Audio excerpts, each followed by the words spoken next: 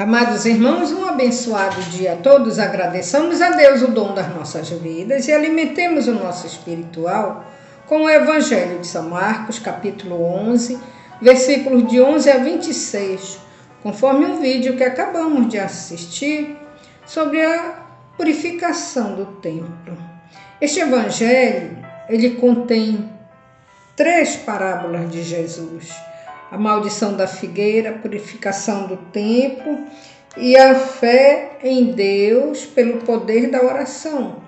E nós vamos ver o vídeo da purificação do templo. Palavra da salvação, glória a vós, Senhor.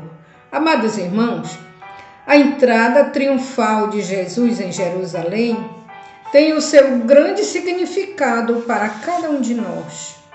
Jesus é apresentado como o Rei Messias esperado pela humanidade e para ser cumprida a profecia de um pobre e humilde, no lugar da guerra, a plena paz, no lugar do ódio, o amor misericordioso, o perdão e os frutos que estamos produzindo como cristãos que somos batizados. Caríssimos, o Evangelho de hoje é para cada um de nós um convite para sermos pessoas totalmente amorosas e misericordiosas, pessoas bondosas, pessoas acolhedoras, pois esta é a nossa herança divina, a nossa chama ardente do Espírito Santo em nós.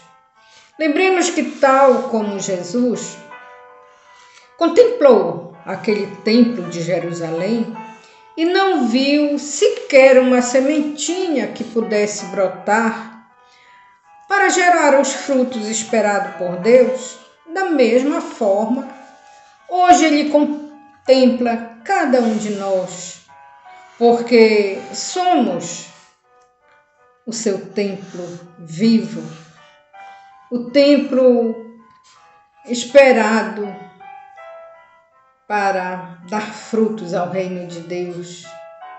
E um dia, talvez muito breve, será o dia da colheita. Quem sabe? Então precisamos estar preparados. Ele está nos olhando com sede de justiça. Por isso, saindo dali para Betânia, contemplou uma linda figueira coberta de folhas, indo até ela para saciar a sua fome com os seus frutos. Mas a figueira era tão bonita, só de folhas, e sequer tinha flores para dar frutos. Quer dizer, não tinha esperança, uma figueira tão frondosa, só de folhas. Então Jesus amaldiçoou aquela árvore, porque não dava fruto, nem tinha esperança de frutificar. Aquela figueira infrutífera pode ser eu, mas pode ser você também. Aí acomodado no seu cantinho, no seu mundinho, nos seus afazeres particulares, esquecendo de se dedicar um pouco de tempo para os afazeres do reino de Deus.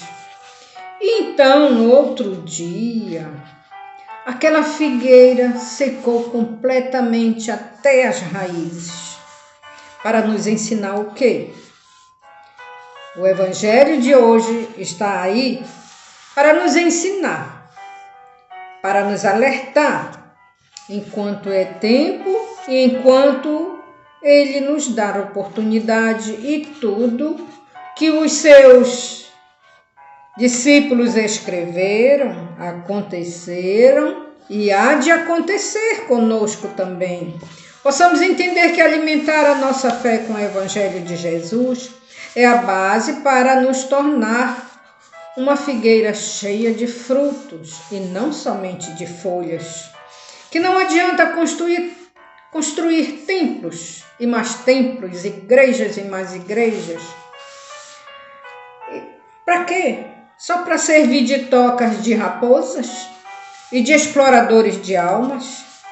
O espaço sagrado deve ser para nós a casa de reunião de discípulos em oração para celebrar a Santa Missa, a memória de Jesus, o sacrifício na cruz, para o nosso encontro de oração com Deus.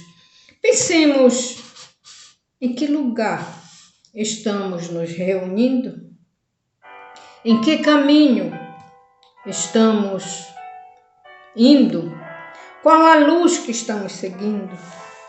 Peçamos então ao Espírito Santo a mesma radicalidade de Jesus para que a nossa fé não seja desfigurada, não seja seca como aquela figueira.